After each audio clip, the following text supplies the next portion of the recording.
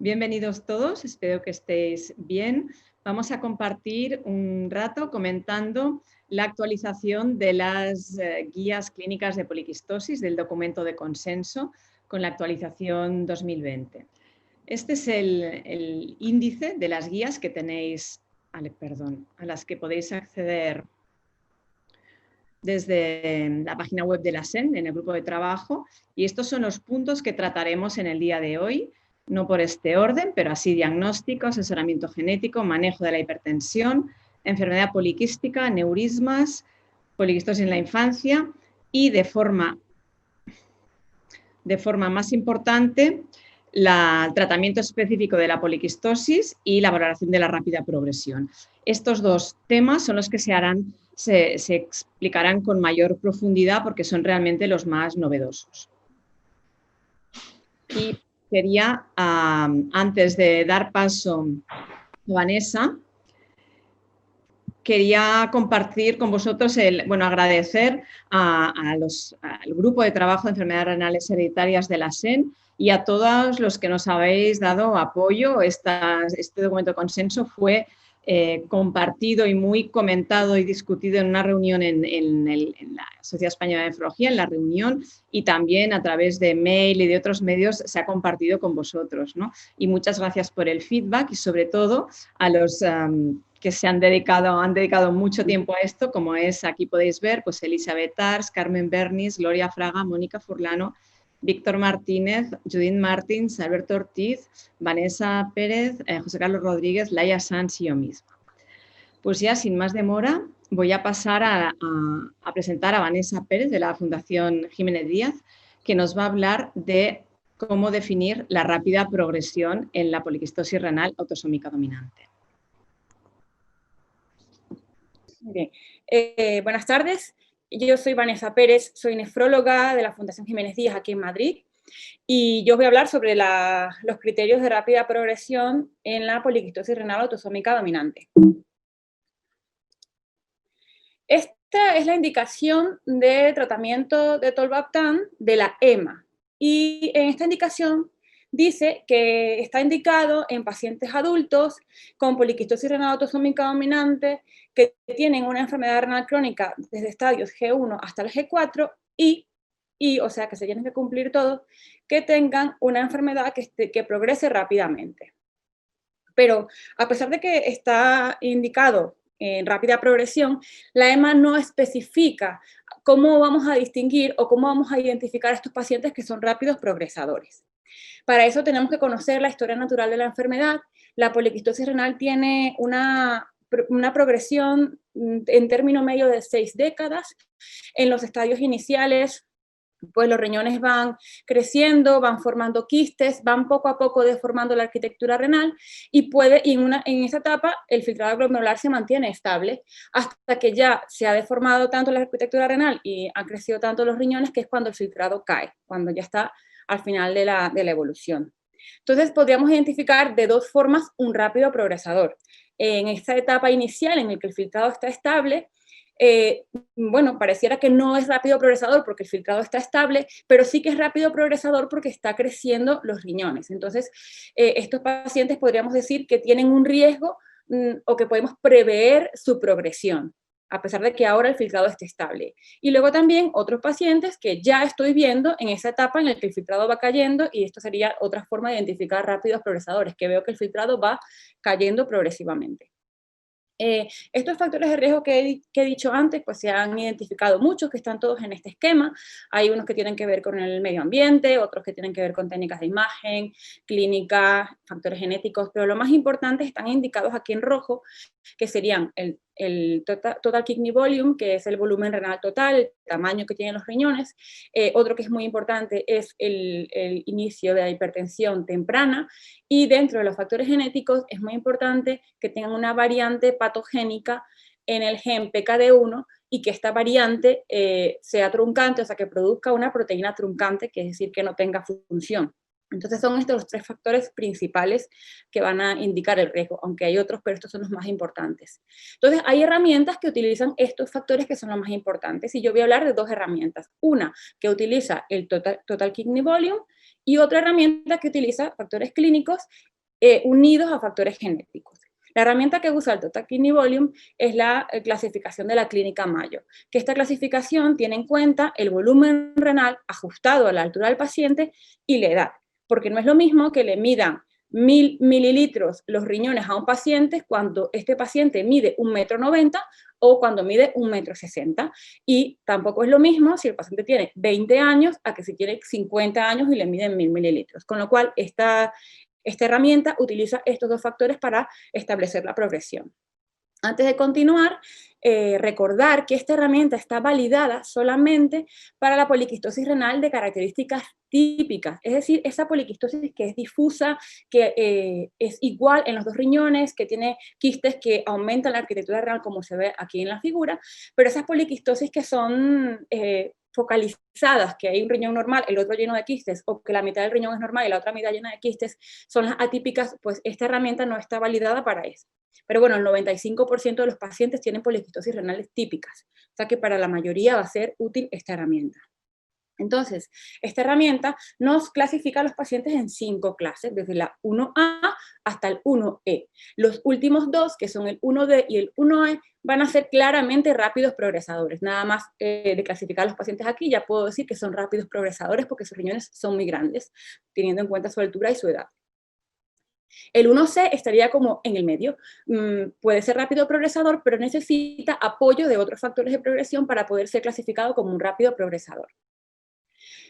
La otra herramienta que dije que iba a hablar es aquella que utiliza factores clínicos con genéticos, y se llama ProPKD Score. ¿Y qué utiliza? Pues si el paciente es varón, le va a otorgar un punto, porque en los varones la poliquistosis suele ir más rápido.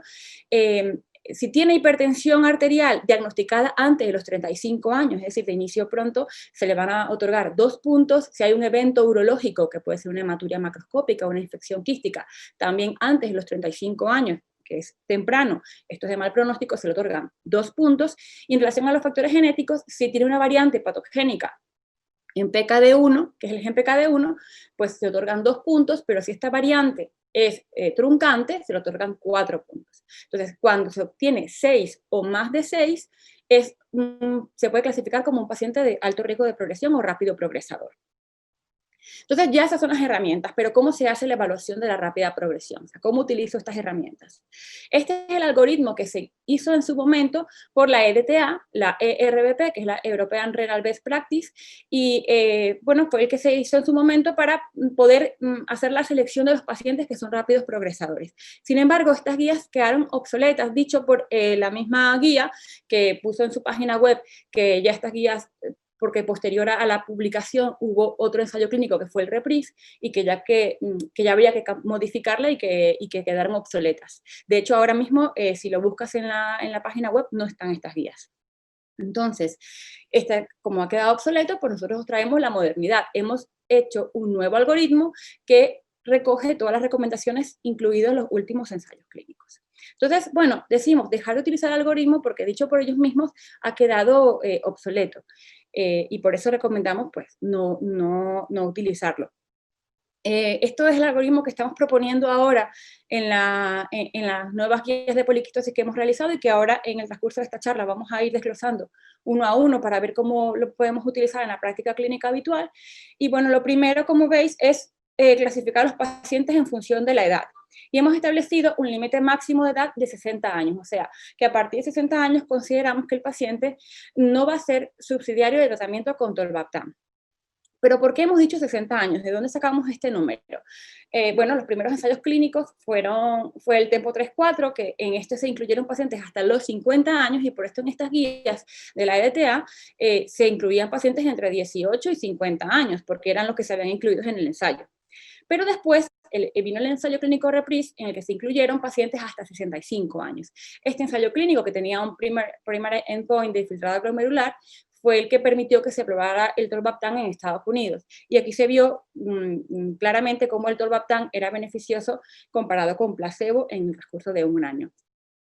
Por otro lado, la edad media de entrada en diálisis en España son 65 años. Aquí están todas las comunidades, y en la última columna está como el total de España, pues la edad media son 65 años. Entonces, digamos que de una forma práctica podríamos considerar que un progresador rápido es todo aquel paciente que va a necesitar terapia renal sustitutiva antes de la edad media de comienzo de la terapia renal sustitutiva en España, es decir, en torno a los 65 años. Si es antes de 65 años, por eso hemos seleccionado, o hemos decidido pacientes menos de 60 años para el uso de tolvaptan. Esto siempre con la salvedad de que en el grupo entre 55 a 60 años ya el filtrado debería estar por debajo de 60 mililitros. No, si un paciente tiene entre 55 y 60 años y el filtrado es por encima de 60, pues no espero que esté en diálisis antes de los 65 años. Con lo cual ya en este grupo, pequeño grupo, se pide que el filtrado ya esté por debajo de 60 para poder ser considerado para tratamiento con tolvaptan. En relación también al filtrado, establecimos un mínimo de 30, o sea, es decir, entre 30 y 60 para el grupo entre 55 y 60 años y entre 18 y 55 años simplemente por encima de 30. ¿Pero por qué ese filtrado glomerular mínimo de 30? Es verdad que en el ensayo clínico REPRISE que ya os mencioné, se incluyeron pacientes con filtrados de hasta 25 y se vio el mismo perfil de seguridad y eficacia que en los ensayos clínicos previos. Pero también es verdad una cosa, que cuanto antes empecemos el tratamiento con tolvaptan, habrá más beneficio a largo plazo. Estas gráficas muestran unas extrapolaciones hipotéticas del efecto de tolvaptan para retrasar la entrada en la diálisis o en terapia renal sustitutiva, y cuanto antes empecemos, pues más se retrasa la entrada en diálisis. Si empezamos con filtrados más bajitos, se retrasa menos, que se puede ver en las dos gráficas. Entonces, por eso consideramos que iniciar por debajo de 30, pues podría ser no tan beneficioso para el paciente. Aún así, se ha dejado la indicación de que se puede individualizar entre 15 y 30, dependiendo del paciente, se podría indicar el tratamiento porque se ha visto que no es inseguro, pero luego el beneficio habría que plantearlo en función de cada paciente. Una vez que, bueno, otra cosa a considerar en relación al filtrado, que es muy importante, que es que algunas medicaciones pueden modificar el filtrado glomerular. Si el paciente ha recibido AINES, o si recibe IECA, ARA2 o fenofibrato, sabemos que el filtrado glomerular está alterado, entonces tomar en cuenta una decisión en base a un filtrado que puede estar modificado, pues hay que saber lo que se está viendo. Y luego, que el filtrado glomerular estimado, como su nombre lo dice, es una estimación que se aplica a las personas con una masa muscular esperable para su edad y su sexo. Es decir, un ejemplo, un varón de 55 años que viene a la consulta con una creatinina de 2,5 y que ya, si le calculas el filtrado glomerular estimado, te da 29, podrías decir, es por debajo de 30, no cumple, pero no es lo mismo el paciente de 55 años, que este paciente que está a la derecha, que tiene 55 años y que también tiene una creatinina de 2,5, tiene más masa muscular de lo que yo esperaría para su edad y sexo. Entonces, cuando hay una sospecha de un error de estimación por esta fórmula, aconsejamos que se haga, antes de decir que no es candidato al tratamiento, pues que se haga una medición más exacta del filtrado glomerular, como por ejemplo el aclaramiento de creatinina o el filtrado glomerular medido por iodoxol o el estimado por citatina C. Entonces, una vez que ya pues creemos que el paciente podría ser subsidiario de tratamiento en base a la edad y al filtrado, podríamos valorar si tiene los criterios de rápida progresión. Si cumple esos criterios de rápida progresión, que serían los que tenemos aquí en el cuadrito de abajo. Entonces, ¿cuáles son esos criterios y cómo los voy a valorar? Vamos a utilizar las herramientas que ya antes hemos mencionado, la del Total Kidney Volume y el ProTKD, que utiliza los criterios clínicos con genéticos. En relación al Total Kidney Volume, pues recordar que para hacer una medición del volumen se necesita una resonancia magnética o un TAC puntual. Las dos sirven. Es mejor la resonancia porque no irradia el paciente, pero si en tu hospital no hay resonancia magnética, pues se hace un TAC puntual y se hace una medición del volumen renal total en condiciones. La resonancia magnética no tiene por qué llevar contraste para hacer la medición, y que la fórmula del elipsoide, que es más sencilla porque es medir altura, fondo y la profundidad, o sea, anchura y profundidad, esa fórmula es válida perfectamente para medir el volumen renal total.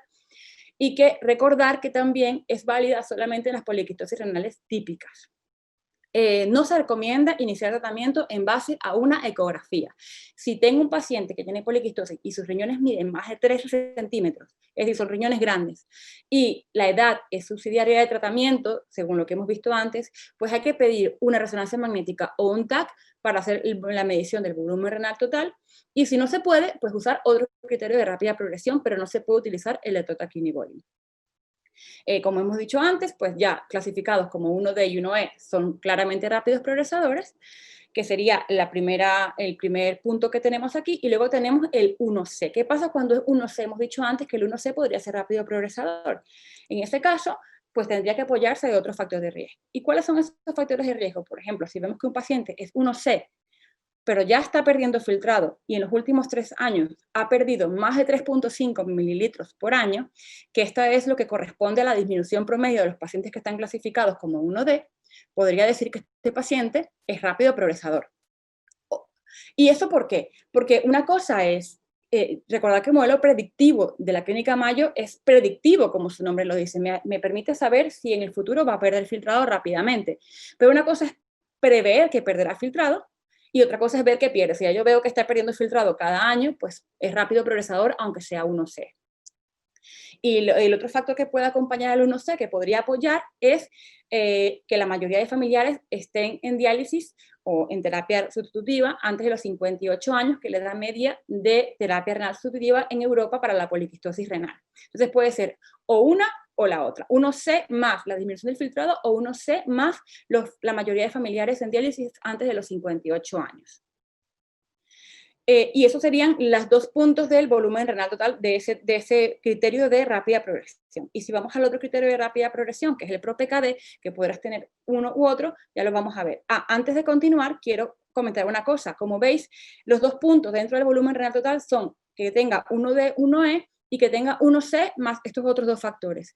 Es importante recordar que el 1A y el 1B no se consideran rápidos progresador, y aunque esté perdiendo el filtrado glomerular, habría que buscar otros motivos, porque no se esperaría que un paciente con riñones que no son grandes esté perdiendo el filtrado glomerular secundario a la evolución de la poliquistosis. Y ahora sí pasamos al último punto, que es el PRO-PKD, que en este pues hacemos el score en función de lo que tenga el paciente. Necesitaríamos un estudio genético para este punto, y se hace el punto de si un paciente, por ejemplo, tiene una mutación o una variante en PKD1 que es truncante, más hipertensión antes de los 35 años, ya cumpliría esos 2 criterios, es decir, cumpliría 6 puntos, 4 más 2, 6, y no haría falta hacer un volumen renal total en este paciente, porque ya es rápido progresador. Eso sería el otro punto, y así habríamos terminado la parte de rápida progresión, y muchísimas gracias por la atención y gracias a todos los nefrólogos que han colaborado con estas guías. Y ahí les dejo mi contacto. Muchas gracias. Muchas gracias, Vanessa. Fantástica explicación. Por suerte queda todo grabado y tranquilos que lo podréis volver a mirar con calma, porque esto es mucha información de golpe. Deciros que podéis ir haciendo preguntas, ¿eh? Lo que pasa que las haremos todas al final. Tenemos tiempo de sobras al final de hacer preguntas, o sea, de responder a las preguntas, pero si las queréis ir escribiendo mientras vamos hablando, pues no hay ningún problema. Van llegando, ¿eh? Ya las voy viendo y van llegando. Muy bien, pues ahora vamos a pasar a José Carlos Rodríguez desde Canarias, una hora menos en Canarias. Nos va a hablar sobre el tratamiento específico de la poliquistosis, que ahora que ya ha pasado un tiempo, pues vamos teniendo más experiencia y podemos dar ciertos consejos. Y ahora Vanessa y yo nos vamos a esconder y a silenciar. Hola, buenas tardes. Buenas tardes, Roser. Buenas tardes, Vanessa. Encantado de estar aquí con todos. Quiero indudablemente volver a dar mi agradecimiento al grupo de trabajo de enfermedades renales hereditarias de la Sociedad Española de Nefrología, a la propia sociedad y a los editores de Nefrología al Día, porque nos han invitado a hacer la revisión del capítulo de poliquistosis renal autosómica dominante y a incluir, y para poder ser revisado por todos, también las guías clínicas. Vamos a hablar hoy del tratamiento específico del tolvaptan, que es uno de los puntos que de alguna manera se ha ampliado algo y se ha puesto una controversia, que es la que a mí me gusta tratar, que es sobre la osmolaridad urinaria. Permítanme una pequeña introducción acerca del mecanismo fisiopatológico de la poliquistosis renal. Y saben que en la poliquistosis hay una disfunción de estos genes PKD1 y PKD2, y esto va a provocar unas proteínas anómalas, que son las policistinas 1 y policistina 2, que son las responsables de mantener la homeostasis del calcio intracelular en las células de los túbulos renales, en la nefrona distal. Por otro lado, la vasopresina, que es la hormona antidiurética, va a actuar sobre los receptores V2 y a través de la activación de la adenilciclasa va a provocar AMP cíclico, y este AMP cíclico en condiciones de normalidad va a favorecer la activación de la fosfoquinasa A, y esta fosfoquinasa A va realmente a hacer que los canales de agua de aquaporina se introduzcan en la membrana apical. ¿Qué ocurre cuando hay realmente poliquistosis renal? Pues por un lado, esta disminución de calcio intracelular va a provocar que haya más AMP cíclico, además van a estar sobreexpresados y con mayor actuación sobre ellos los receptores V2 de la membrana basal. La proteína quinasa A va a provocar el estímulo del factor de transmembrana de fibrosis quística, favoreciendo, como les pongo en la diapositiva, el acúmulo de iones cloro y la secreción de líquidos dentro del quiste renal, a la vez que incrementa la proliferación celular a través de la activación de otros factores de crecimiento. Sabemos que la vasopresina está presente en la circulación de forma regular, pero se ha comprobado en algunos estudios que hay niveles elevados de vasopresina en la poliquistosis renal, como se ha demostrado a través de su biomarcador subrogado, que es la copeptina, que está elevada en la poliquistosis. Esta hormona antidiurética, como ustedes saben, va a actuar sobre los receptores V2, y el tolvaptan, cuando lo vamos a administrar, al bloquear la acción de la vasopresina, va a tener una gran afinidad por estos receptores, como ahora veremos. En el tratamiento de la poliquistosis, como nefrólogo de hace muchos años, siempre nos hemos sentado delante de los pacientes considerando las medidas generales, buscando una renoprotección.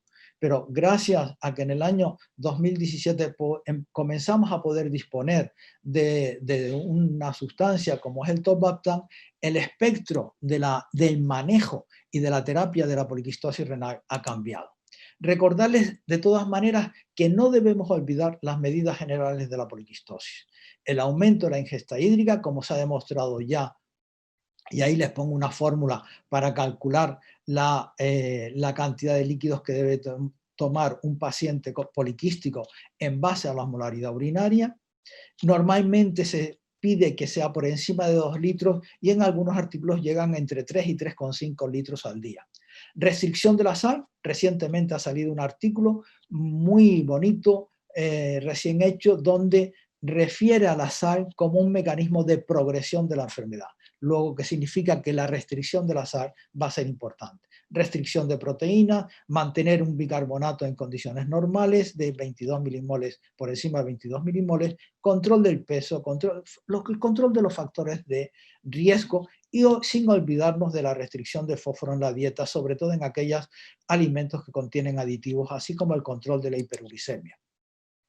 Junto a ello, como ya ha comentado Vanessa Pérez, la doctora Pérez, es el control de la hipertensión arterial con los IECA, y un dato que a veces no le damos tanta importancia y que lo hemos puesto en varias ocasiones en el libro blanco de la poliquistosis, es el apoyo psicológico a este tipo de pacientes. Bien, el tolvaptan es el primer tratamiento que ha mostrado reducir la pérdida de función renal, inhibiendo el crecimiento de los quistes. Fue aprobado en Japón en el año 2014, la EMA en el 2015 y comercializado en España en el 2017 y posteriormente en el 2018-19 en Estados Unidos. Es un antagonista de la vasopresina que se une específicamente a los receptores V2, pero que además es que contiene el tolvaptan una mayor afinidad que la vasopresina por unirse a estos receptores, lo cual es muy importante. Como consecuencia de ello, y en base a lo que hemos visto, va a reducirse la secreción líquida y va a impedirse la proliferación celular y con ello el desarrollo de los quistes.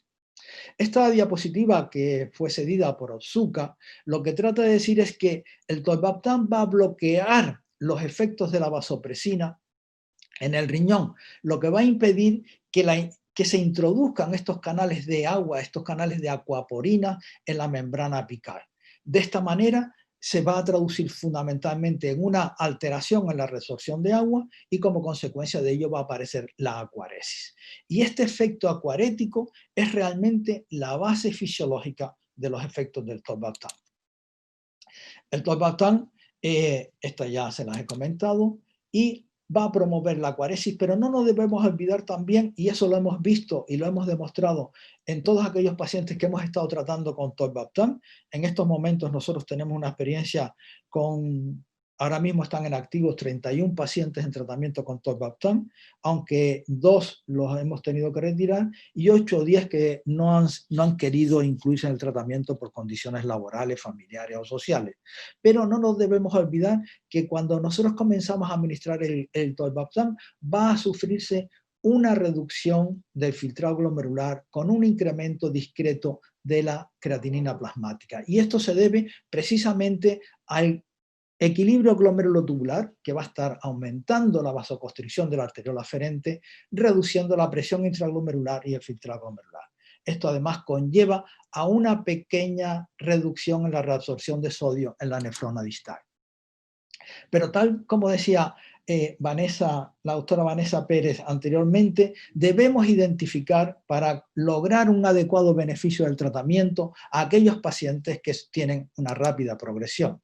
Todo esto ha salido del estudio TEMPO, el cual el inicial fue el TEMPO 2.4, basado en determinado tipo de estudios longitudinales, que fue un estudio de seguridad, eficacia y de determinación de dosis, estableciéndose que la dosis en 2 veces al día era superior que la misma cantidad una sola vez al día. El TEMPO 3.4 es el estudio pivotal realmente que da la evidencia científica al tolvaptan. El TEMPO 4.4, como ustedes saben, es un estudio de extensión del 3.4 y que posteriormente, como ya se ha comentado previamente, aparece el estudio REPRISE en aquellos pacientes con mayor deterioro de función renal.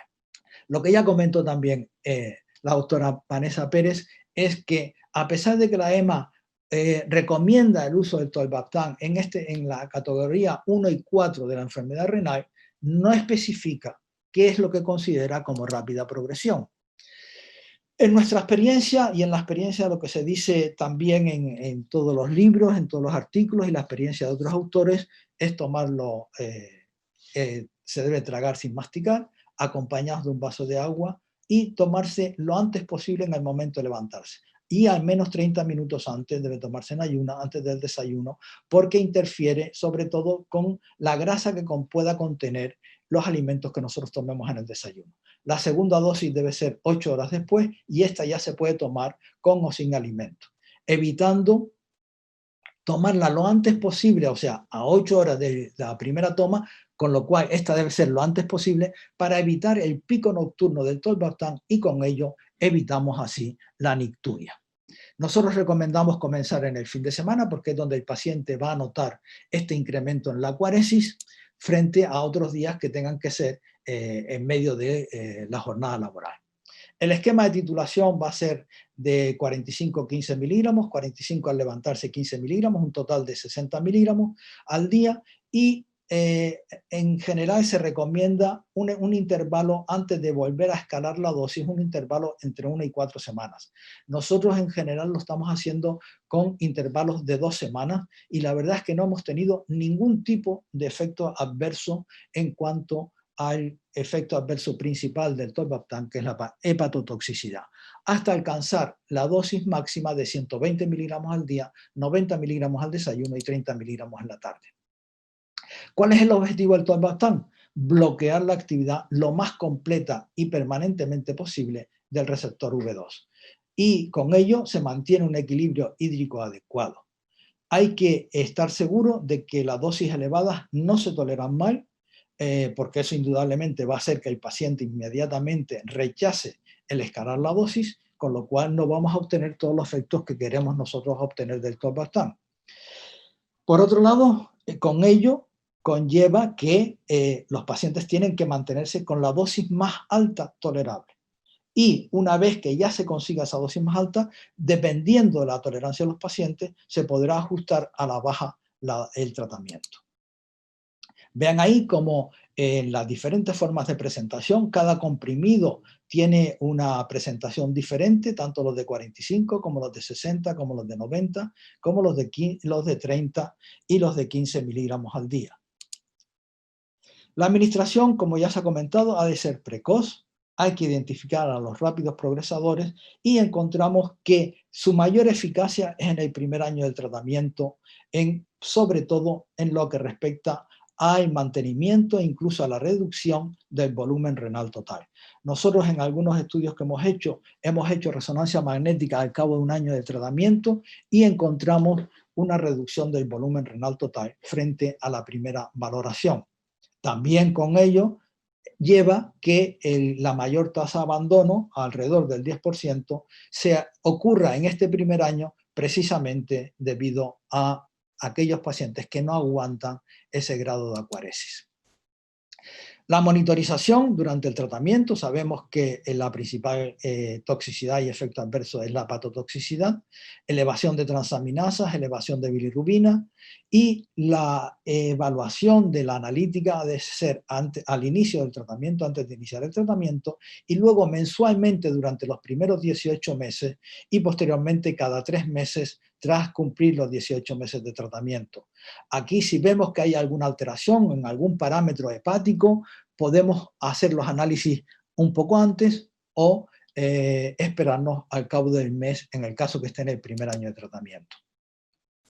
El tratamiento con tolvaptan hay situaciones especiales a considerar y lo digo ya por analizar la experiencia nuestra. En primer lugar, el GINAR puede causar hiperglucemia. Un alto porcentaje de pacientes van a obtener niveles más aumentados de glucemia respecto a la suya basal, con lo cual implica que en aquellos pacientes diabéticos hay que tener mayor precaución para poderlos tener bien controlados.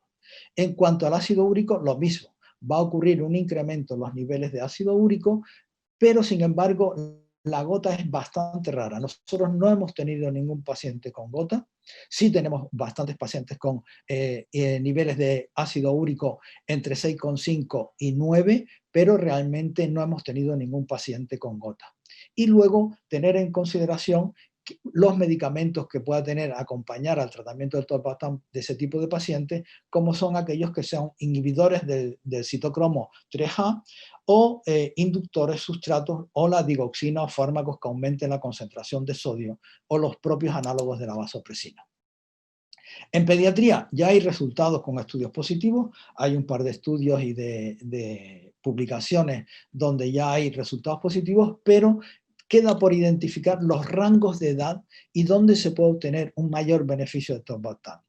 Hay que tener cuidado y por el momento debemos evitar la administración en aquellos pacientes mayores de 65 años, como así recomendamos en nuestras guías clínicas, en nuestro documento de consenso. En el caso de la insuficiencia renal no se requiere ajuste de dosis y en la insuficiencia hepática pues todo va a depender del riesgo-beneficio.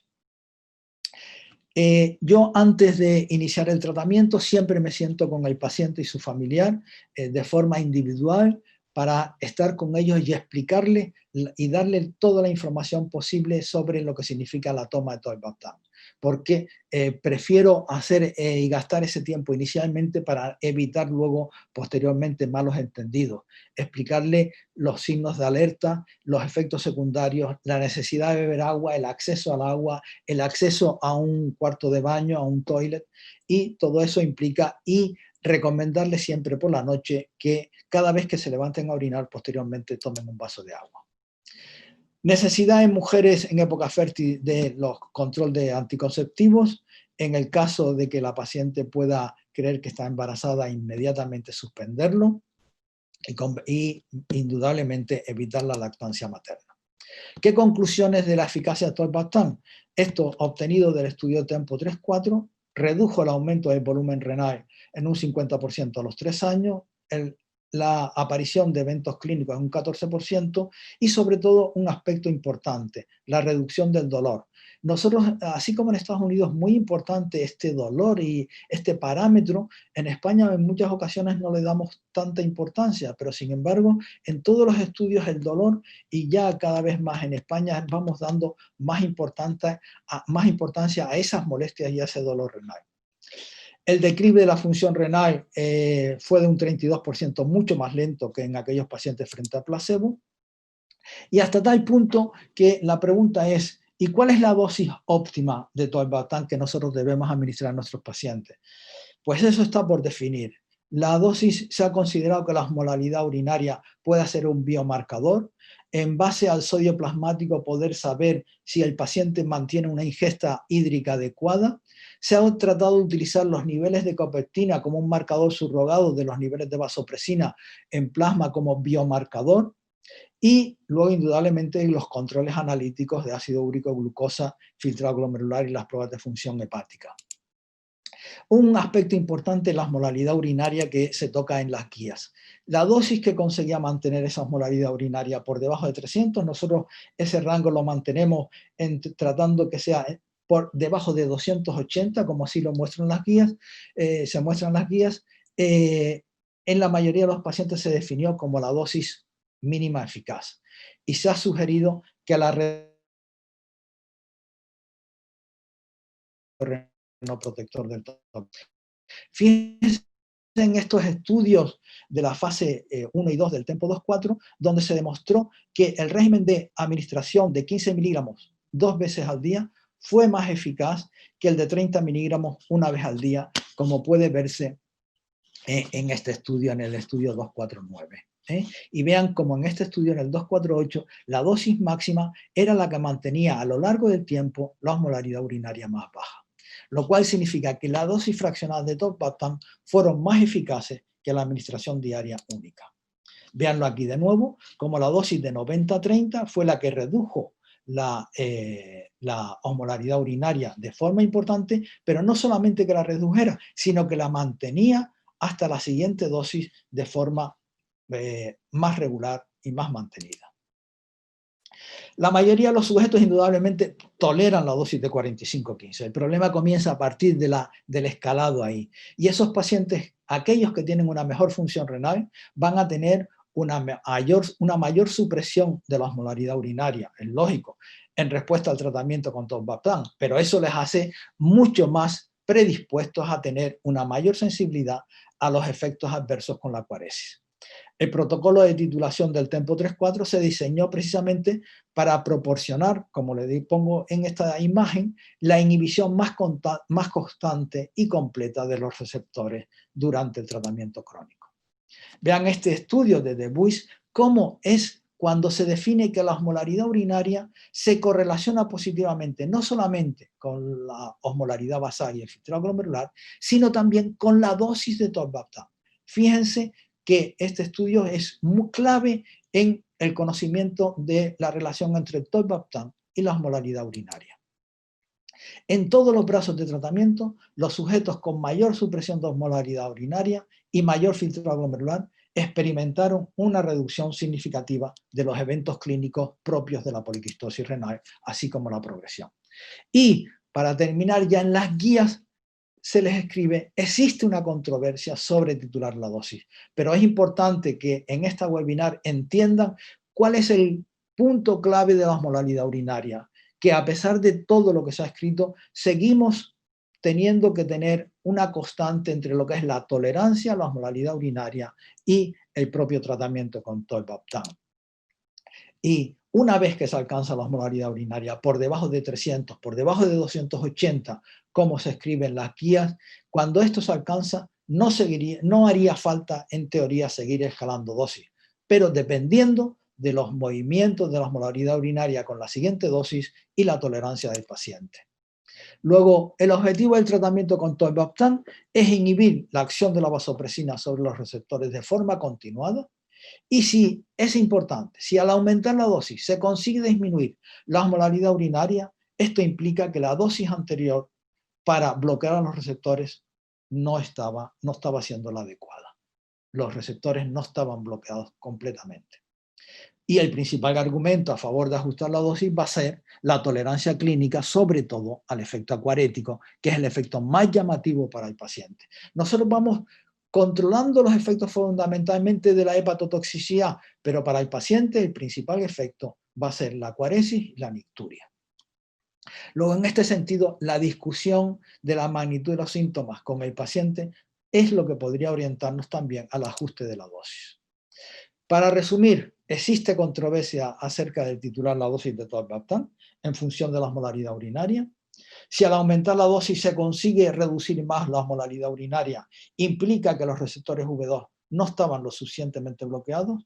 Hay que valorar el grado de enfermedad renal crónica más la propia poliquistosis, porque ya en ambas situaciones hay una alteración del mecanismo de concentración-dilución. Y aquellos pacientes con menores filtrados glomerulares tendrán una menor reducción de la osmolaridad urinaria. No nos olvidemos de eso. Vamos a conseguir osmolaridades urinarias no tan bajas como aquellos pacientes que todavía mantienen un filtrado glomerular por encima de 60. Luego, ajuste de dosis, osmolaridad urinaria y tolerancia. Y para terminar, las recomendaciones con las que termina el capítulo de considerarse el tratamiento con tolvaptan hasta los 60 años de edad y criterios de rápida progresión. Recomendamos la indicación de tratamiento sea compartida entre paciente y nefrólogo una vez valoradas las características clínicas y el estilo de vida del paciente. Se recomienda tener en consideración y valorar los efectos adversos y sobre todo la hepatotoxicidad, que es lo que más va a controlar el nefrólogo.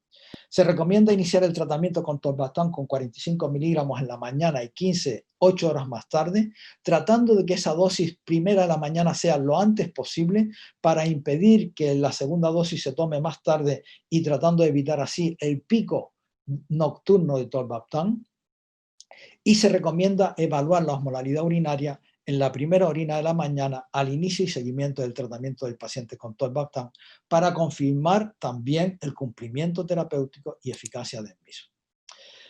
Terminar ya dándole las gracias al grupo de enfermedades renales hereditarias que han trabajado estupendamente y todo bajo el liderazgo de la doctora Roser Torrá y darle las gracias a ellos y por tenernos estimulados unos a otros en esta importante enfermedad que antes para los nefrólogos era como con mucha preocupación porque no teníamos nada que ofertar al paciente. Hoy, gracias a Dios, tenemos ya un medicamento que puede hacer viable una vida de un paciente poliquístico. Muchas gracias. Muchas gracias, José Carlos, por esta excelente presentación. Voy a pasar a compartir mi pantalla. Pues yo os voy a comentar algunos puntos de este documento de consenso que hemos considerado entre todos que eran los más novedosos, como son diagnóstico, asesoramiento genético, hipertensión, poliquistosis hepática, aneurismas e infancia.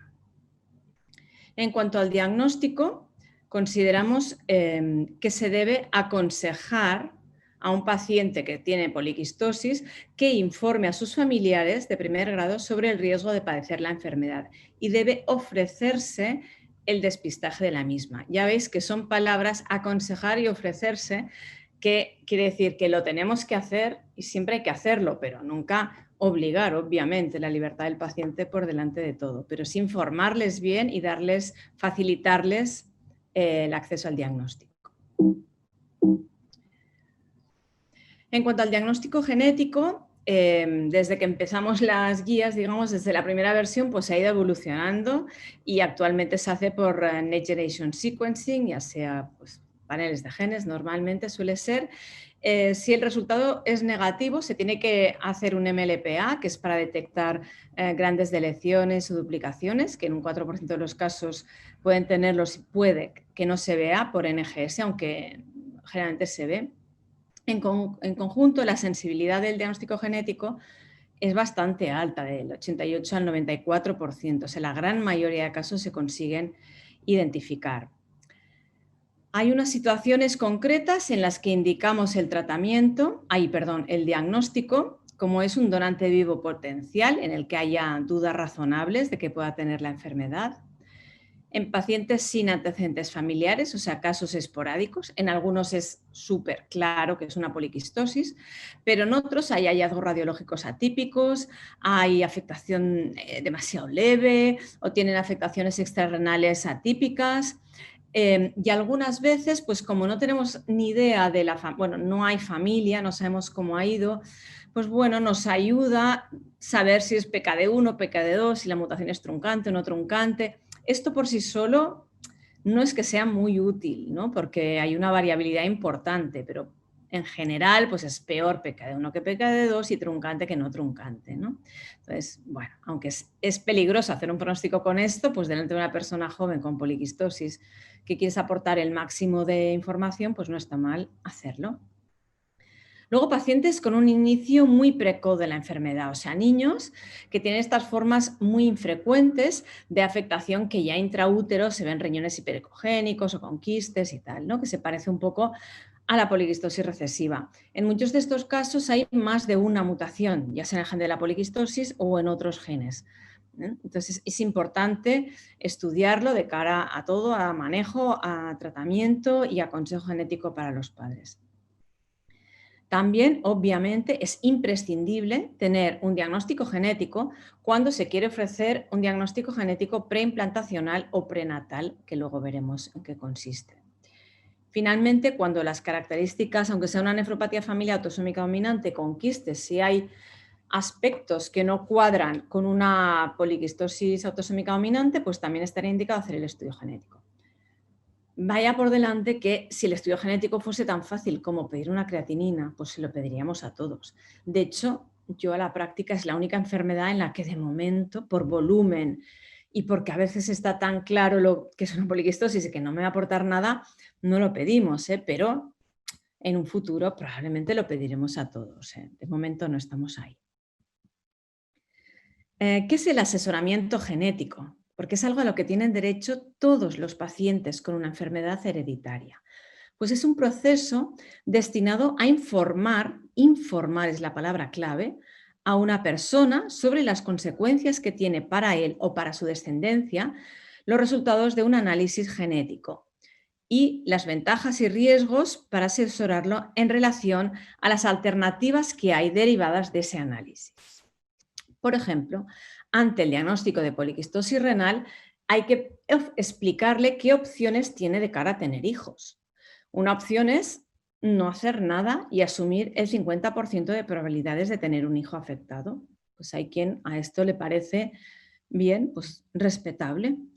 Otra opción sería una donación de gametos, básicamente inseminación, donación de semen, la donación más compleja en nuestro país de momento. Luego tenemos el diagnóstico prenatal y el test genético preimplantacional. Todo esto son opciones a plantear al paciente, pero bajo ningún concepto se puede dirigir la decisión ni juzgar al paciente por la decisión tomada. O sea, el mensaje es que hay que darle el máximo de información. Si nosotros como nefrólogos no estamos en condiciones de hacerlo, hay que remitirlo a un servicio de genética. Pero tienen que tener el máximo de información y sobre todo no dirigida. Ellos tienen que tomar libremente la decisión preguntando tanto como quiera, se puede dar por escrito la información, etc. Y vamos a ver brevemente en qué consisten estas opciones. La inseminación artificial pues es el depósito de espermatozoides de un donante, que no será obviamente el padre biológico de la criatura, se pone en el aparato reproductor femenino. Es una técnica poco compleja, que evidentemente solo la podemos aplicar si es el padre el que tiene la poliquistosis y pues bueno, el padre no será el padre biológico, evidentemente. Otra opción es el diagnóstico prenatal, siempre, como he dicho, con estudio genético previo. En este caso es un embarazo normal, sin más, y en la semana más o menos 10 del embarazo se procede a hacer una biopsia de vellosidades coriales. Estas vellosidades coriales tienen la misma información genética que el feto. Entonces, se analiza si estas vellosidades, este feto, tienen o no tienen la mutación que presenta el padre o la madre, ¿no? Si la tiene, se interrumpe el embarazo y si no, prosigue el embarazo. La ventaja de esta técnica es que no hay que hacer tratamientos de estimulación ovárica, hormonales y tal, pero la desventaja es que hay que hacer una interrupción del embarazo en un 50% de los casos. Y por último, el test genético preimplantacional, que probablemente es lo que más os suene y lo que más pide la gente. Esto consiste en una fecundación in vitro con inyección intracitoplasmática del espermatozoide. Y cuando estamos en una fase embrionaria, con 6-8 células, se saca una de estas células, todas son pluripotentes en este momento, y se analiza si esta célula lleva o no la enfermedad. Con lo cual, finalmente, se implantan embriones sin la enfermedad. Apuntar aquí que está contraindicado cuando hay una poliquistosis hepática importante, porque sabéis que es muy hormonodependiente y esto requiere un tratamiento hormonal importante, el propio de la fecundación in vitro. Una cosa a tener en cuenta es en la tasa de embarazo, que es de un 40% aproximadamente, porque imaginemos que obtenemos pues, 10-15 óvulos, que es un número bueno ya, pero de estos, pues bueno, solo se fecundan, yo qué sé, de 3/4 partes, pongamos, pero que evolucionen correctamente estos embriones, pues habrá menos. Y de estos embriones, ¿cuántos no tienen la enfermedad? Pues aún menos, con lo cual al final tenemos un número variable de embriones y una tasa de embarazo alrededor del 40% con cada intento de este proceso. Yo tengo casos de todo tipo, de pacientes que lo han hecho y no se han quedado embarazados y se han hartado, y otros, por ejemplo, un caso que de una sola estimulación ovárica obtuvieron suficientes óvulos, embriones sanos para tener primero gemelos, luego un niño y luego una niña, ¿no? de una vez, con lo cual, pues bueno, a veces funciona muy bien y otras pues cuesta más, pero es una técnica a ofrecer que está disponible en nuestro país. Como recomendaciones del documento de consenso es que todo paciente con poliquistosis tiene que tener acceso a un asesoramiento genético y lo tiene que hacer quien esté capacitado para hacerlo. Debe informarse al paciente en edad reproductiva de las opciones existentes que hay para no transmitir la enfermedad, pero bajo ningún concepto se debe dirigir la decisión, sino que se debe informar todo lo que haga falta para que el paciente tome una decisión autónoma, con un conocimiento bien exhaustivo de las posibilidades. El test genético preimplantacional está disponible en nuestro país, está aprobado por el Ministerio para la Poliquistosis. Depende de las comunidades, hay un acceso más o menos fácil o complicado. Hay que explicar a los pacientes la tasa de éxito, ventajas, inconvenientes de la técnica. Y finalmente, como ya ha remarcado José Carlos, es muy importante el soporte psicológico para estos pacientes en momentos críticos, como puede ser una toma de decisión reproductiva. Cambiamos de tercio, hipertensión. Como novedad, diríamos, en base a los estudios HAL, se recomienda en pacientes jóvenes con función renal normal un objetivo de presión realmente muy estricto, 110/75. Ahí lo dejamos y si conseguís llegar, pues estupendo. En cuanto obviamente, el tratamiento de elección, de primera elección, es un inhibidor del sistema renina-angiotensina-aldosterona. Y el estudio HAL mostró que usar de forma combinada IECAS y ARA2 no mejoraba el pronóstico renal, pero tampoco daba problemas de seguridad. No se recomienda, pero no pasa nada si se da. Los bloqueantes de los canales de calcio pues no se recomiendan por su teórico efecto deletérea. En la poliquistosis está disminuido el calcio intracelular y si lo bloqueamos más con estos fármacos, pues potencialmente podría ser peor. Esto es muy teórico, ¿eh? Los diuréticos igual, en entrada estarían contraindicados porque activan el sistema renina-angiotensina-aldosterona. Teóricamente, estos fármacos deberían reservarse para los casos de hipertensión arterial resistente y para pacientes con insuficiencia renal y sobrecarga hídrica. En este contexto, los beta bloqueantes, quizás también los alfa, podrían ser los fármacos de segunda línea. Dicho esto, hay que decir que en los ensayos PKD-HAL, la segunda línea de tratamiento era un diurético, que está en consonancia con las guías clínicas de hipertensión, y la tercera, el metoprolol. ahí queda esto. En cuanto a la poliquistosis hepática, pues el tolvaptán ejerce ninguno o muy escaso efecto, que no sabemos exactamente. Los análogos de la somatostatina saben que en los ensayos clínicos no han mostrado eficacia en los riñones sobre la función renal, pero sí sobre el hígado con un efecto de disminución de crecimiento hepático. No está probado con esta indicación. Solo podríamos decir que como uso compasivo en pacientes muy sintomáticos podría intentarse. Los inhibidores de mTOR no han mostrado eficacia, el ácido uso desoxicólico no hay resultados definitivos y la cirugía, tener siempre en cuenta que la va a hacer un cirujano súper experto porque la anatomía hepática está muy distorsionada y hay un gran peligro en los procedimientos quirúrgicos de resección hepática parcial. En cuanto a los aneurismas intracraneales, la exploración idónea es la angioresonancia craneal sin contraste, con lo cual la podemos hacer en cualquier fase de la enfermedad renal crónica. Si no es posible en la angioresonancia, se puede hacer un angio-TC. Entre un 8 y un 12% de pacientes con poliquistosis tienen aneurismas intracraneales, pero la gran mayoría tienen aneurismas muy pequeños. Hay que decir que si hay historia familiar, este porcentaje sube a un 20-30% de pacientes que tienen aneurismas.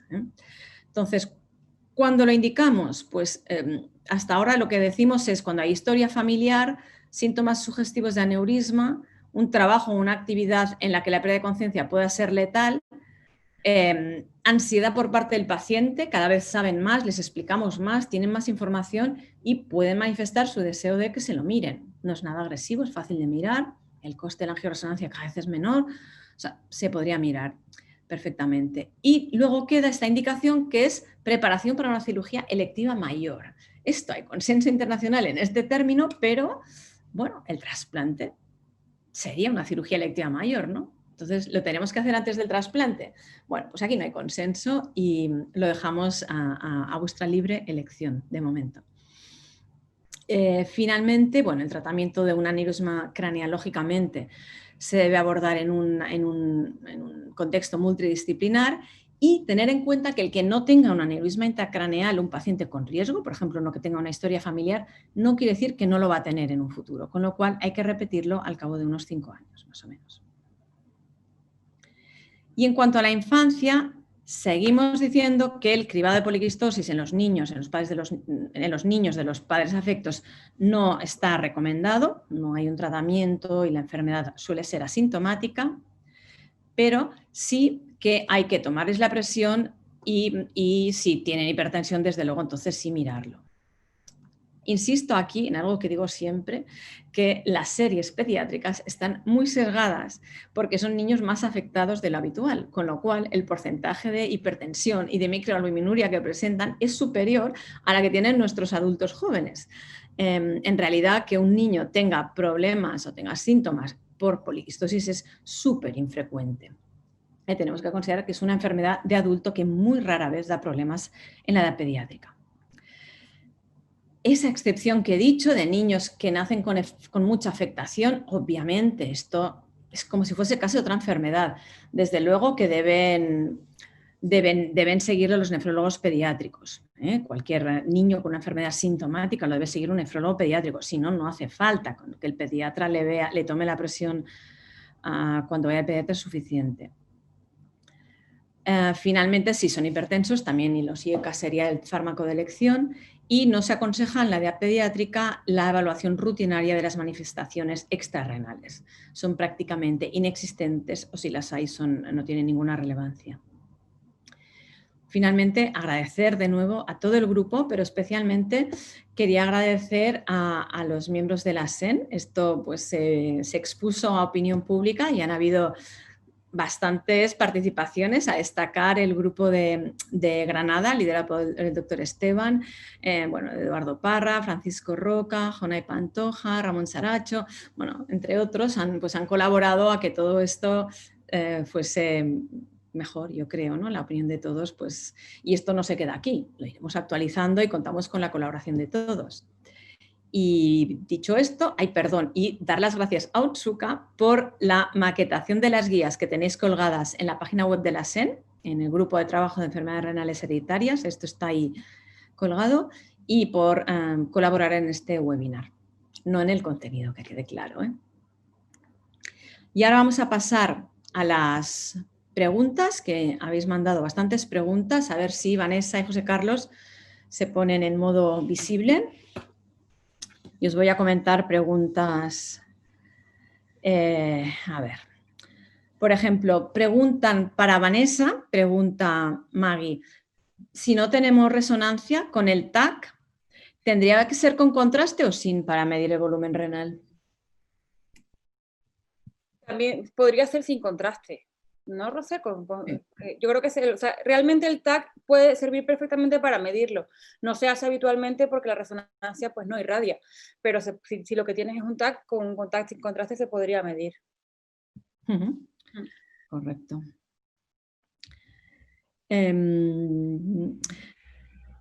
Preguntan cómo podemos saber si un paciente con una imagen atípica es rápido progresador o no.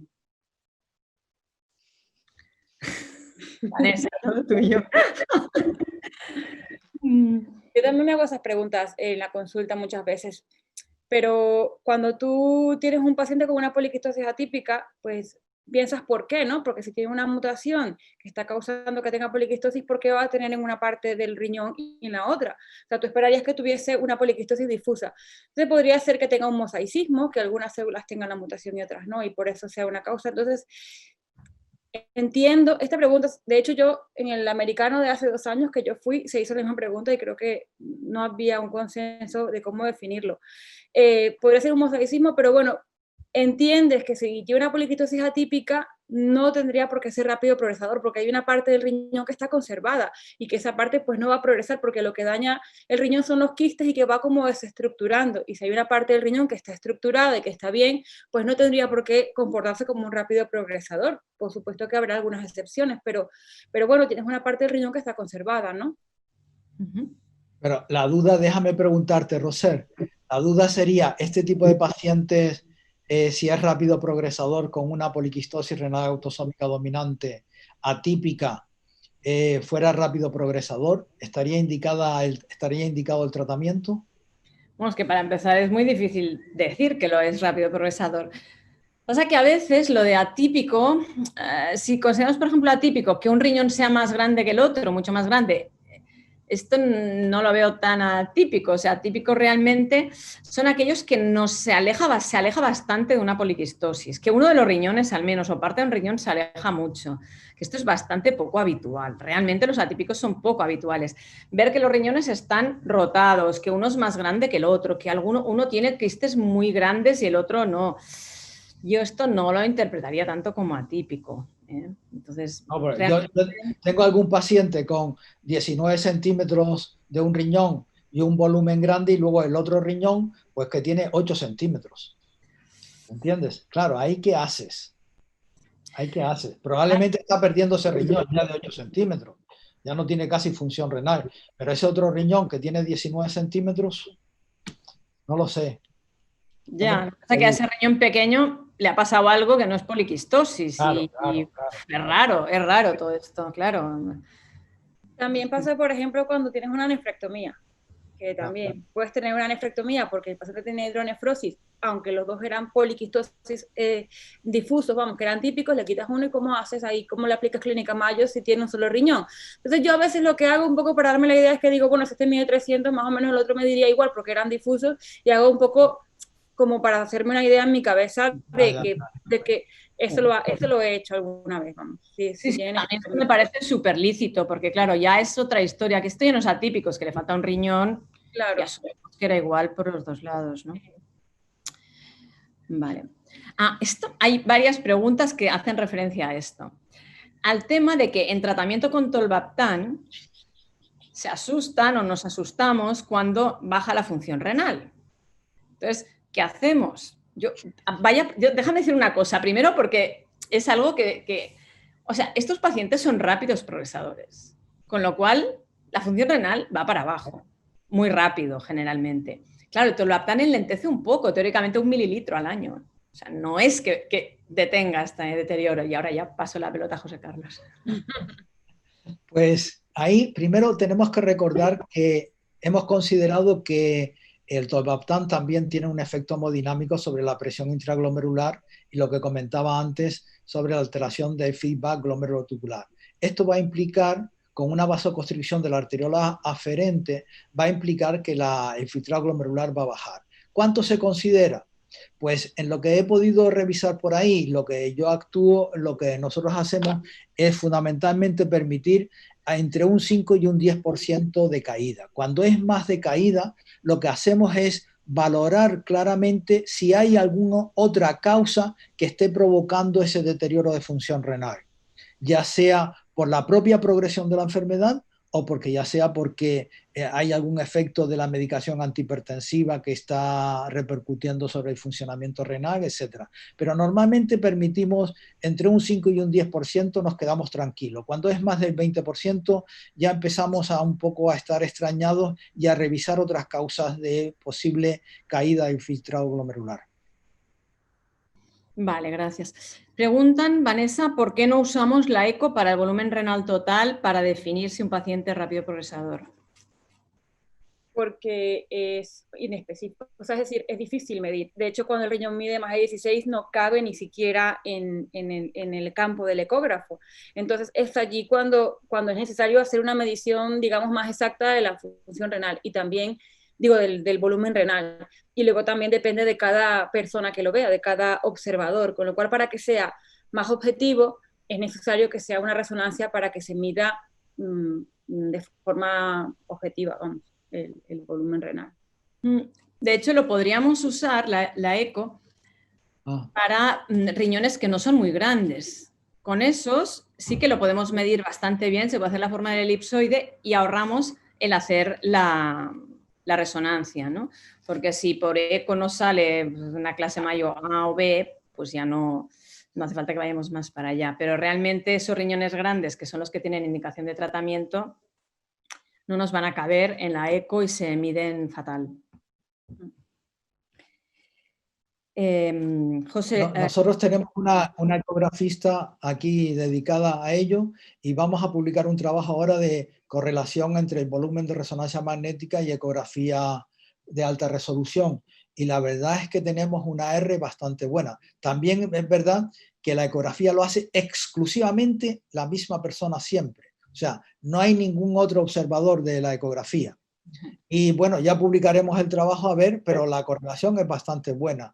Nosotros lo hemos mirado, pero sobre todo es más buena como más pequeños son. En los riñones grandes, o sea, diferenciar un D de un E. Sí, sí, es verdad eso. Vale, preguntan, José Carlos, cuando estamos dando el tratamiento y llega a los 60 años, ¿qué hacemos? ¿Seguimos o no? Sí, seguimos, sí. Yo por lo menos sí sigo. Entonces, y además, ¿cuál es la diferencia entre un paciente de 59 años, uno de 60 y uno de 61? Y ahí te quedas bailando un poco. Entonces, eso es una cuestión a analizar entre el paciente y el nefrólogo y la situación clínica del mismo. Si el paciente ha comenzado el tratamiento a los 58 años, a los 55 años o a los 57, si empezamos en el 2017 el tratamiento, pues hay alguno que ya debe tener los 60 años y pasado.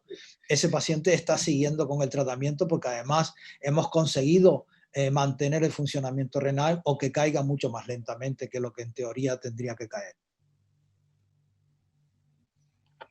Vale.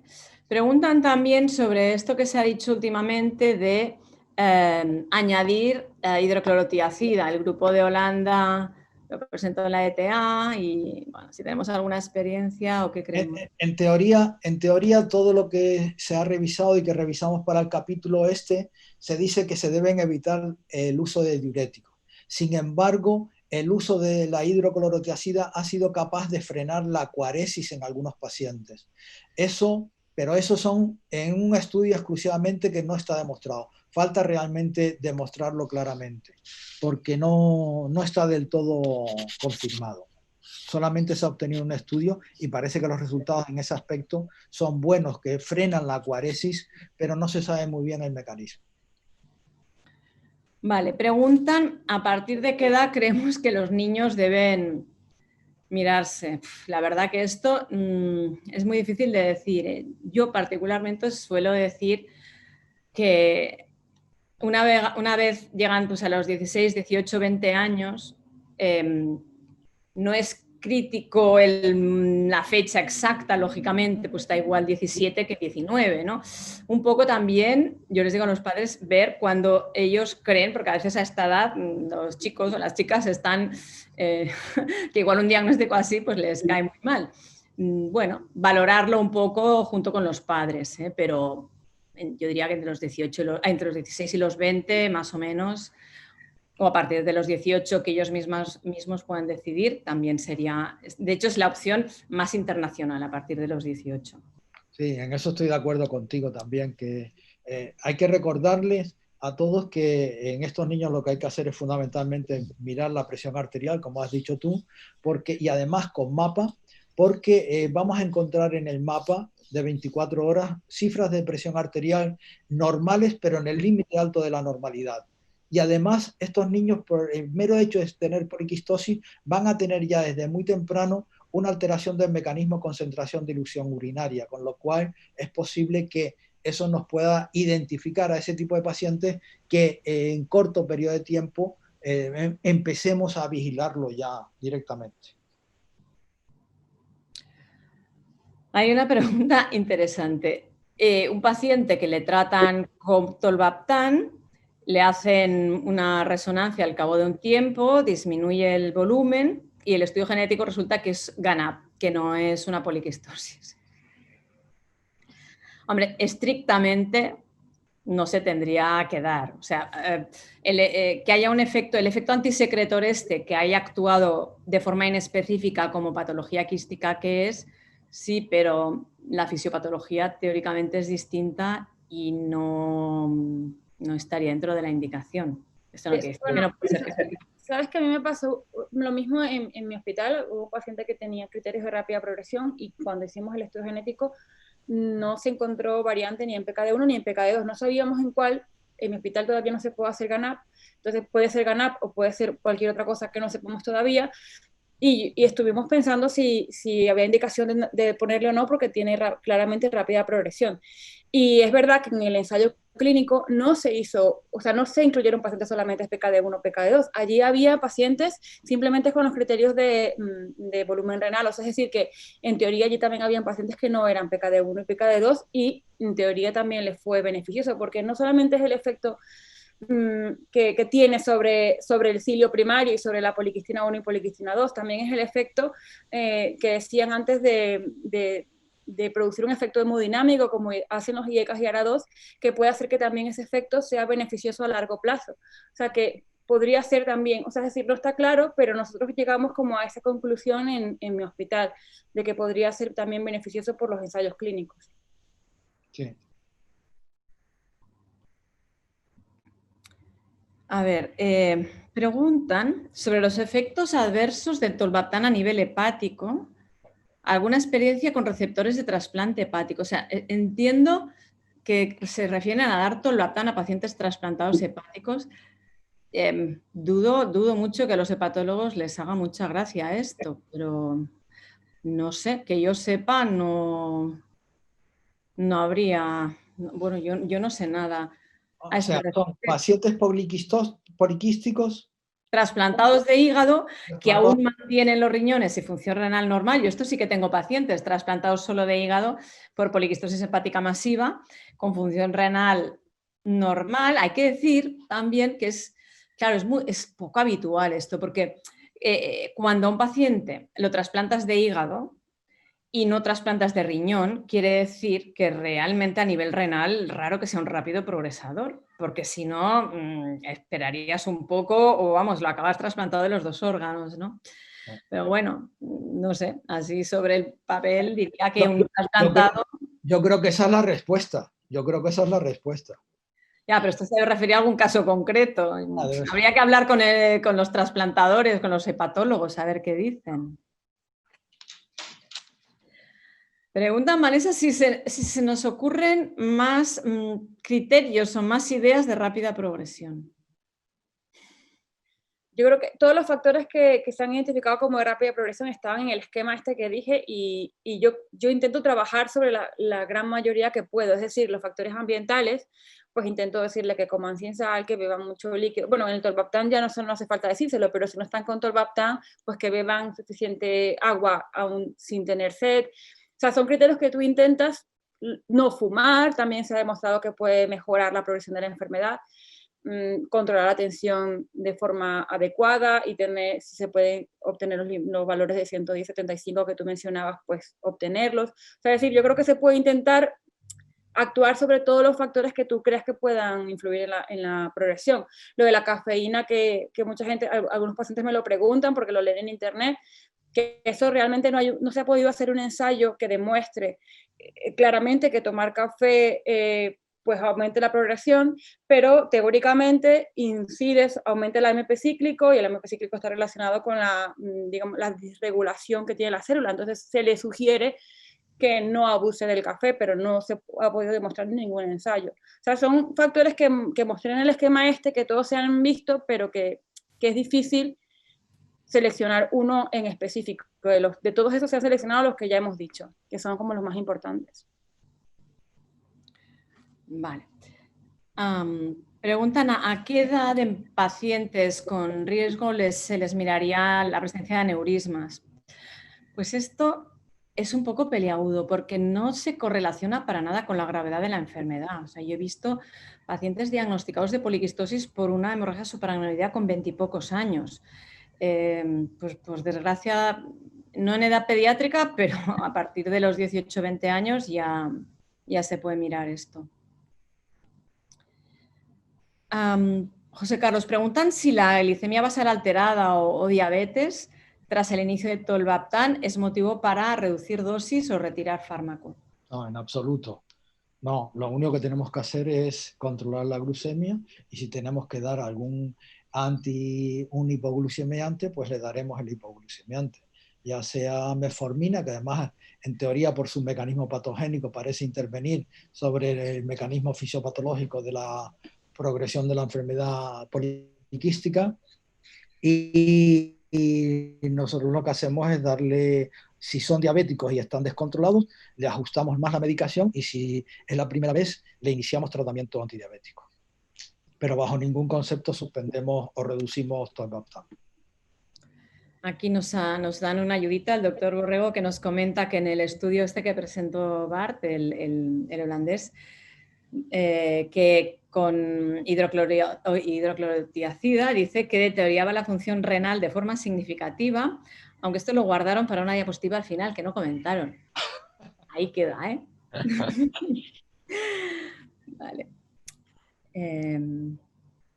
¿Qué más? Ah, sí, una pregunta también creo que muy importante, un concepto muy importante. Preguntan si repetimos la resonancia para ver respuesta. Yo creo que la respuesta es no. Y que tiene que ser que no. Una cosa es ensayo clínico o que en el centro determinado se quiera hacer un estudio de lo que sea. Pero no, porque es muy frustrante para el paciente y para todos. Puede que el primer año pues no crezca o disminuya algo, pero es que luego va a seguir creciendo. Y siempre les decimos a los pacientes, hombre, es que si tuviésemos un clon al lado idéntico, diríamos, mira, sin tratamiento hubiese crecido más. Pero como no lo tenemos, es un poco frustrante, como también lo es el que disminuye el filtrado. Hay que convencerles y decir, bueno, es que sin tratamiento sería peor, los riñones serían más grandes, el filtrado sería más. Pero vamos, yo particularmente no hago resonancias de seguimiento. ¿No? ¿Vosotros? No, yo tampoco. A nivel de ensayo, de estudios, sí, pero... Y José Carlos, preguntan cuando esto que nos preocupa, a todos preocupa, el hecho de que damos el tolvaptan y baja la función renal, de entrada baja. Entonces, el subir la dosis, pues da como un poco de miedo, ¿no? Cuando dices, jolín, ha bajado el filtrado, a ver si me va a bajar más. ¿Ocurre esto? ¿Baja más cuando aumentamos la dosis o se mantiene? Normalmente tenemos que valorar qué función renal tiene el paciente al comienzo. En aquellos pacientes que tienen ya una función renal con un filtrado glomerular bastante por debajo de 40, ya en un estadio casi 3B, en ese tipo de pacientes el filtrado glomerular nos va a dar por decirlo así, una sorpresa de bajada inmediata, que uno se asusta al verlo. Pero yo ya con la experiencia que hemos visto en el resto de los pacientes, ya me quedo tranquilo y espero y vuelvo a escalar la dosis y a lo mejor ya lo que había bajado el filtrado glomerular ya se mantiene o incluso al cabo de unas semanas vuelve y mejora un poco. O sea que eso no puede ser motivo para suspenderlo. Exacto. Justo otra pregunta hacía referencia a esto. Si después de bajar puede que se mantenga, incluso mejore. No mejora. La verdad que esto, la gran variabilidad del filtrado, este parámetro fantástico que tenemos los nefrólogos, que queremos mucho, pero nos marea mucho a estos pacientes, porque claro, les hacemos bastantes analíticas. Tiene pros y contras, les hacemos bastantes, con lo cual, si nos hacemos una idea a lo largo de un año de lo que ha pasado, no es lo mismo, a muchos de estos les hubiésemos hecho una al año de analítica y tenemos 12, ¿no? Claro, sí que vemos claramente la tendencia y tal, pero por otra parte les angustia bastante y hay que tranquilizarles, diciéndoles que es un parámetro que varía y bueno, todo eso que contamos. Además, eso lo valoras muy bien también con el sodio plasmático, que notas si el paciente está bebiendo de forma adecuada, no está bebiendo de forma adecuada, porque tienes que mantener el sodio por debajo de 143 mil equivalentes litros. Entonces, ya ahí notas si hay factores que te están añadiendo esa pérdida de funcionamiento renal. Y es curioso que ante una misma dosis, pacientes de un mismo tamaño, diríamos, la osmolaridad urinaria varía muchísimo. También no me acuerdo si lo has comentado, sí, ¿no? Creo que es muy útil aconsejarles que tomen poca sal y poca proteína, sobre todo poca sal, ¿no? Que disminuye mucho el volumen de orina, más que la de hidroclorotiazida u otras. Sí. Pues no hay más preguntas. Ay, sí, de repente han caído un montón. Pero... Bueno, ¿cuándo estaría indicado reducir dosis y cuándo suspender por hepatotoxicidad? Bueno, eso está muy bien escrito en las indicaciones del tratamiento, tanto en la ficha técnica como en las guías, en cuanto a que se dupliquen o se tripliquen las enzimas hepáticas o aparezca conjuntamente un aumento de bilirrubina. De todas maneras, yo en ese aspecto, aunque no he tenido experiencias negativas, pero lo que he ido leyendo y lo que me han ido comentando otros compañeros que llevan esto y que sí han tenido ese problema, es que tampoco hay que agobiarse mucho, porque en la gran mayoría de las ocasiones basta reducir el tratamiento y se vuelve a la normalidad de las pruebas de función hepática, o si eso tarda y no se revierte en un par de semanas, podemos suspender el tratamiento y la experiencia que hay en general es que cuando volvamos a comenzar el tratamiento ya no vuelve a ocurrir la elevación de las transaminasas o la elevación de bilirrubina. Entonces, yo en eso sería bastante prudente, intentaría bajar dosis pero no suspender y mantenerme un tiempo hasta comprobar si realmente, por lo menos un par de semanas, hasta comprobar que realmente las pruebas de función hepática no se modifican. Vale. Preguntan si tenemos algún caso de COVID en paciente tratado con tolvaptan. No, yo no he tenido ninguno. Yo particularmente no, pero el consejo sería suspenderlo. O sea, ante cualquier enfermedad aguda, que pueda que no tenga ganas de beber, que tenga fiebre y tal, suspenderlo siempre. Pregunta el doctor Borrego, que está escuchando muy atentamente, pregunta a José Carlos que con la cantidad de diabetes que tenéis en Canarias, si no a nivel de gran corte, pero alguna evidencia o impresión que pacientes que están con metformina evolucionan más lentamente. No lo he medido. Sabemos que la metformina va a actuar inhibiendo fundamentalmente el factor transmembrana de la fibrosis quística a través de la actuación sobre la fosfoquinasa. Entonces, en teoría ese es el mecanismo de acción por el cual las publicaciones que han salido como efecto beneficioso de la metformina en la poliquistosis renal van por esa vía. Pero nosotros no hemos visto realmente que en el tratamiento con metformina, al menos durante el tiempo que llevamos de tratamiento, en aquellos pacientes que son diabéticos, realmente tengan algún efecto beneficioso ni perjudicial. Vale. Preguntan que qué necesidad hay en realidad de hacer la escalada cada 1 o 2 semanas o cada mes. O sea, en realidad esto da igual, o sea, podemos hacerlo cada mes, cada 2 meses, ¿no? Sí. A veces según cómo vaya para las analíticas, para las cajas, bueno. Sí, sí. Calidad. Yo he recomendado entre 1 y 4 semanas y luego ya pues va a depender pues de la idiosincrasia de cada sitio y de cada paciente y de cada médico y de cada hospital. Vale, y hay una pregunta que no sé si va con segunda intención o inocente, que preguntan si la poliuria les afecta en la vida cotidiana. Sí, es que orinan unos 7 litros tranquilamente. Lo que pasa es que hay pacientes que lo viven como un drama esto y otros que lo viven como la máxima, bueno, normalidad no sé, pero se adaptan. Yo tengo azafatas de vuelo que ningún problema. Toman esto profesores, gente que lo toma sin ningún problema y otros, pues, los peores los jóvenes en general. Sí, sí, son. Yo he tenido 2 pacientes recientemente que iba a poner que son rápidos progresadores. Uno era policía de estos de los GEOs y dijo que ni hablar, que no quería. Y el otro era profesor de autoescuela, que entonces que no podía tener acceso a ningún baño, con lo cual me dijeron que ni hablar, que no. Pero bueno, que eso también lo que he visto es que hay personas que les afecta y otros que no. No sé, es muy difícil de establecer. Perfecto, pues no sé si tenéis algo a comentar, José Carlos y Vanessa. No, Porque... yo la duda que tenía siempre era lo de los atípicos. Eso es que me llama la atención. Y luego qué hacer con un PKD2, con un PKD2 que realmente va progresando más rápido de lo que debiera. Yo tengo PKD2 con tolvaptan porque tienen Sí. riñones grandes. Es que si tiene unos riñones clasificados como 1D y 1E, por muy PKD2 que sea, pues tiene criterio de rápida progresión. Y lo peor es que el señor en su momento le dijeron, es PKD2, no te preocupes, lenta progresión, y cuando ya pues, le hicimos resonancia, le medimos, le vimos esos riñones tan grandes que dijimos, no, es que hay que, claro, él le ha sentado como, pero si me han dicho que esto iba a vivir lentísimo y que a los 80 años iba a entrar en diálisis, pero ¿qué me estás diciendo? Y tal. Bueno, hay de todo, yo creo. Una cosa es lo más frecuente y otra cosa es lo que realmente pasa, porque no conocemos todo lo que tendríamos que conocer. Ya, el problema de eso es de qué manera eso lo escribes en unas guías o lo escribes en un documento, ¿no? O sea, no sabes, porque luego la realidad del día a día del paciente que se te aparece te hace plantearte otro tipo de alternativas.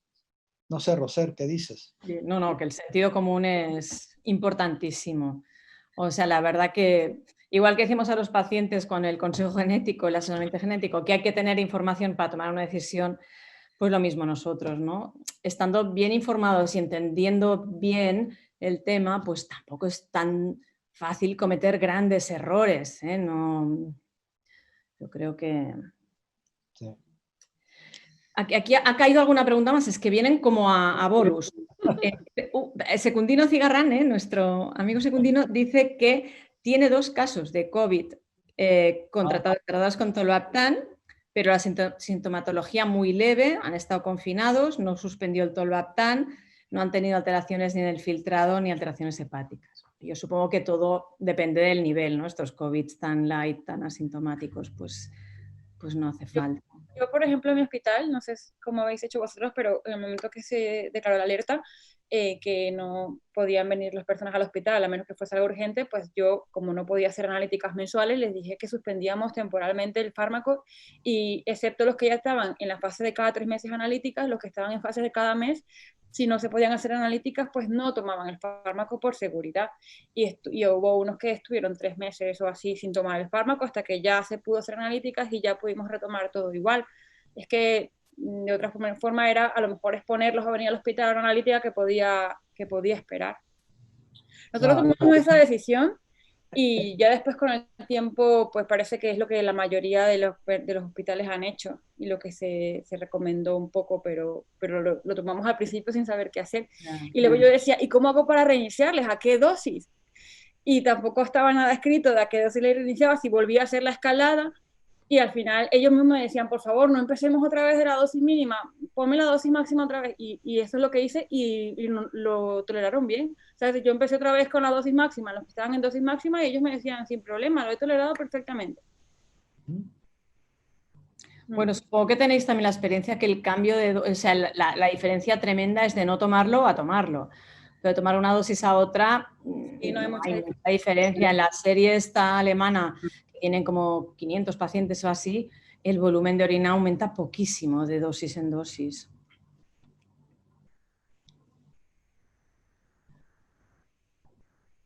Bueno, aquí una pregunta un poco complicada.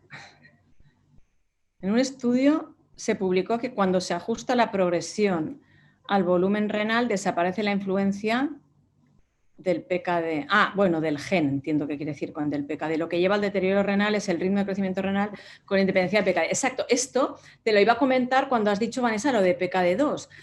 Y esto es un poco en lo que me he basado yo cuando decía, en un caso esporádico, teóricamente se puede hacer un estudio genético, porque, bueno, un chico de 20 y pico años, pues no es lo mismo que sea PKD1 que PKD2. Pero en realidad, siempre lo que es más útil, la imagen. La imagen, porque yo tengo PKD2 en diálisis con 50 años, PKD1 sin diálisis con 80 años, incluso mutaciones truncantes sin diálisis en edades avanzadas, con lo cual el estudio genético por sí solo, bueno, mira, mejor ser PKD2 que PKD1, pero como decías, Vanessa, o sea, a mí no me parece maltratar un PKD2, porque algunos hay que son rápidos progresadores, o sea que sí, sí. Eso es muy interesante, sí. ¿Habéis usado telemedicina en estos pacientes? Bueno, sí, o videollamadas, llamadas. Bueno, consultas no presenciales durante este tiempo. Exacto, durante este tiempo. Y yo tengo que decir que normalmente tampoco los visito cada vez que se hacen analítica, ¿eh? Nosotros lo tenemos como organizado que o se lo hacen en el ambulatorio, o se lo hacen en alguna mutua privada, o se lo hacen en el hospital donde les venga mejor, porque 1 año y medio de analítica mensual, pues intentamos facilitárselo. Entonces lo mandan por mail, o si no lo vemos a través de la historia compartida, nos comunicamos por mail, por teléfono. Cada 6 meses sí, pero cada mes no lo hacemos, pues eso, telemedicina. Nosotros cada vez que se hacen analítica se les llama por teléfono para decirle cómo están y si tienen que escalar o no tienen que escalar, si están en fase de escalada.